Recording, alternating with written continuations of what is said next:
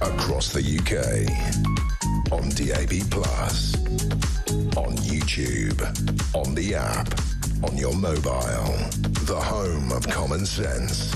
This is Talk.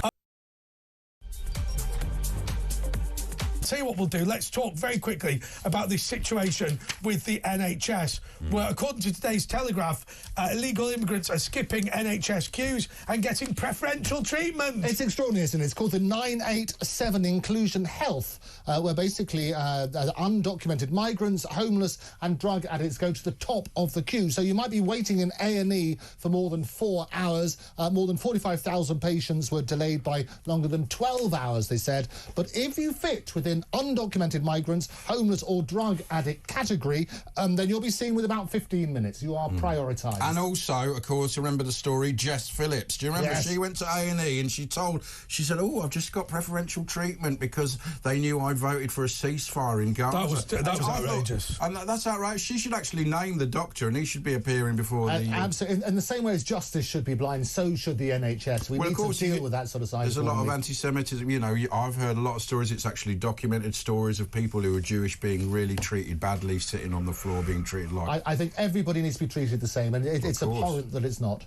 Well, and illegal, and against the Hippocratic Oath. It's this well-meaning thing, once again, where, you know, the people that pay the taxes, I mean, we're the idiots, aren't we? And I keep getting told off by the management for calling the viewers and listeners idiots, but I think we are all idiots, because we're the ones that pay the bills. You don't mean they're idiots, because you mean they're very intelligent. No, he genuinely doesn't like them. I love our audience, it's brilliant. But you're right to draw the point, is that we are spending a huge amount... We're muggins. Well, if we don't call it out, and we call it out, and our audience call it out, and that's what I love about our audience, what we're going to do is absolutely shine a spotlight on this. We need to, if somebody needs to be, there's a system, isn't there? You need to prioritise who needs to be seen first, not because they fit within a category, but because their illness requires it. But nowadays, people are judged for the colour of their skin, not the colour... I like the colour of their sin. The contents of their character. No, you're absolutely right. And that's... I didn't grow...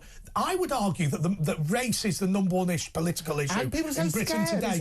But it wasn't. It's a new thing. And I'll tell you, people go on about the United States of America. Yeah. This racial intolerance, this racial pressure, this lack of integration is an import from the United States of America. It is so important. It's projected onto us. No, you're absolutely right. It's so important that we address this, because actually we need to call it out, because it's not, every time you discriminate somebody, it's not because of race, gender, sex, ideology. It should be going back to a meritocracy in the same way as you apply for the NHS. Who needs to get in there first? Make sure they get prioritised, not because you tick a box. That's the same in society, isn't it? I mean, ever since they brought in the identity politics, it's caused racism. I know Douglas Murray was talking about how gay people have basically had freedoms, but then they brought in all this LGB, LT and tomato in, and then now gay people are, again, you know, people are going, oh, I've had enough of all it, and they're being tarred with the same brush. It backfires. And it's the same with the racism, exactly. It makes people racist. It makes people more prejudiced against that sort of stuff. We were sorted 30 years ago in Britain. We didn't have it's amazing that I will have been born in a non-racist country and I will die in a racist country. And it is. It's driving it. So you're right. We should treat everybody equally to the extent they deserve it. Make sure we have a meritocracy. But it is crippling society having to deal with this. And it's right that we call it out. And people are too scared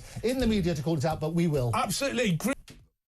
Across the UK, on DAB+, on YouTube.